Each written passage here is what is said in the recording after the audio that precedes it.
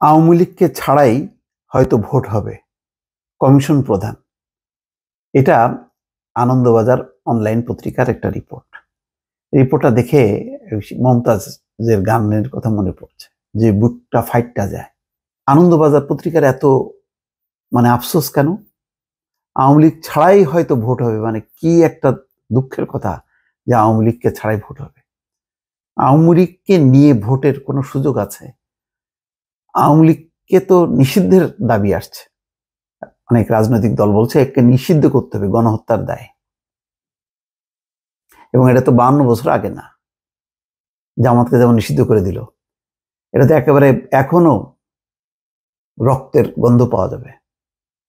সেই দলকে বাদ দিয়ে, তাও তো বদিউল আলম মজুমদার বলছে যে এটা যদি পুনর্গঠন করা হয়, তারাই আসে, তাহলে ওয়েলকাম। নতুবা বর্তমান যে আওয়ামী লীগ আছে, এই আওয়ামী লীগের সমস্ত নেতাকে তো গণহত্যার দায়ে অভিযুক্ত করা হবে এবং তাদের বিচার হইতে হবে। আগে বিচারের পরে তারপরে যে আওয়ামী লীগ থাকবে সেই আওয়ামী লীগ, নতুবা বর্তমান নেতৃত্বকে বাদ দিয়ে তারা পুনর্গঠিত হয়ে আসুক, সেই ব্যাপারে তো বরং উপদেষ্টা পরিষদের কমিশনের অনেকেই বলছে। তো আনন্দবাজার পত্রিকার এত কষ্ট লাগতেছে কেন?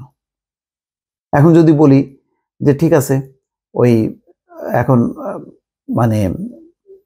নিরপেক্ষ সরকার হবে না, ওই বিএনপির মনোনীত যে কমিশন হবে, নির্বাচন কমিশন, সেই কমিশনের অধীনে করতে হবে, তখন কি বলবে? আওয়ামী লীগ তো ওই কাজই করছিল, নির্বাচন কমিশন থেকে শুরু করে সমস্ত জায়গায় নিজের লোক সেট করে আসো নির্বাচন হবে। আরে বাবারে, আইন অনুযায়ী, কি একটা আইন অনুযায়ী নাকি কমিশন বানাইছে, সেই কমিশন নাকি নিরপেক্ষ। সেই নিরপেক্ষ নির্বাচনের নমুনা হচ্ছে আমির আমি নির্বাচন, যার প্রধান হাবিবুল্লাহ আল বলে গেল যে আসলেই নিরপেক্ষ নির্বাচন করতে গেলে অন্তর্বর্তী সরকার বা তত্ত্বাবধায়ক সরকার লাগবে। তারই সিসি, তার মানেটা কি? তার মানে এটা বাস্তবতা। সেই বাস্তবতাকে উপেক্ষা করে 2014 সাল থেকে অবৈধভাবে, একেবারে সম্পূর্ণভাবে গায়ের জোরে ক্ষমতায় আছে, এবং এটা করতে যে সমস্ত রাষ্ট্রীয় প্রতিষ্ঠানগুলোকে তছনছ করে ফেলছে, পুলিশ প্রশাসন কিচ্ছু আর বাকি রাখে নাই, বিচার বিভাগ, এসকে সিনহাকে তো দেশ থেকে ভাগায় দিল এবং ডিজিএফআই পর্যন্ত ব্যবহার করলো। এই ক্ষেত্রে আজকে আনন্দবাজারের সেই বদিউল আলম মজুমদার এর বক্তব্যকে কোট করে ওইটাই আফসোসের সুরে লিখছে যে আওয়ামী লীগকে ছাড়াই হয়তো ভোট হবে। তো কি বলছেন বদিউল আলম মজুমদার? বলছেন সংবিধান লঙ্ঘন করে ভোট জালিয়াতি করার দায়ে আগে বিচার হবে গণ অভ্যুত্থানে ক্ষমতাচ্যুত আওয়ামী লীগ নেতৃত্বের। সংবিধান লঙ্ঘন করছে, এটা হত্যা মামলা না, গণহত্যা না। বদিউল আলম মজুমদার বলছে যে সংবিধান লঙ্ঘন করাইছে, কারণ সংবিধানে বলা আছে মুক্ত ভোট, স্বাধীন ভোট, সেটা করতে পারেনি, তার মানে সংবিধান লঙ্ঘন করছে। এটা তো বদিউল আলম মজুমদার একটা নতুন পয়েন্ট নিয়ে আসলেন, যদি এটা আমরা জানি, কিন্তু উনি তো আরো সিরিয়াস। উনি সংবিধান লঙ্ঘনের দায়ে আওয়ামী লীগকে অভিযুক্ত করতে চাচ্ছে।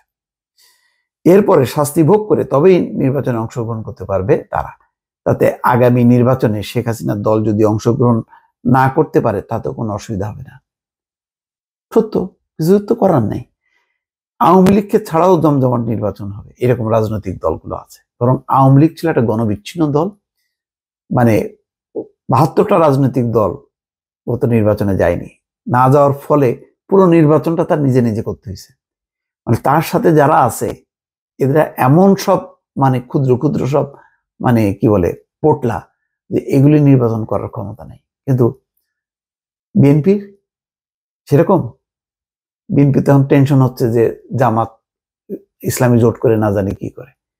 বিএনপির টেনশন হচ্ছে যে ছাত্ররা না আবার নতুন কি রাজনৈতিক শক্তি গঠন করে, পোলাপানগুলি পিলপিল করে না বেড়ে আসে তাদের পিছনে, তখন তো একটা চ্যালেঞ্জের মধ্যে পড়বে। তার মানেটা কি? তার মানে হচ্ছে আওয়ামী লীগ ছাড়াও এমন রাজনৈতিক শক্তি আছে, এবং তাছাড়া বাম গণতান্ত্রিক জোটও যদি নির্বাচন করে, তারা জিতবে কি জিতবে বড় কথা না, কিন্তু ফিগার তারা, এই মুখগুলো নির্বাচনে আসলে সারা বিশ্ব দেখবে যে আওয়ামী লীগের এই গণধিকৃত লোকগুলি বাদ দিয়ে এই লোকগুলি তো ভালো ইলেকশন করতেছে, কেউ বলবে না যে এটা খারাপ নির্বাচন। তো এত জ্বলে কেন? এত যদি জ্বলতো আগে বলেনি কেন? একেবারে কি বলে নাকের ডগাই তো বাংলাদেশ, সেই বাংলাদেশে একটার পর একটা নির্বাচন হয়ে গেল জনগণের মতামত ছাড়া। ভোটবিহীন নির্বাচন হলো।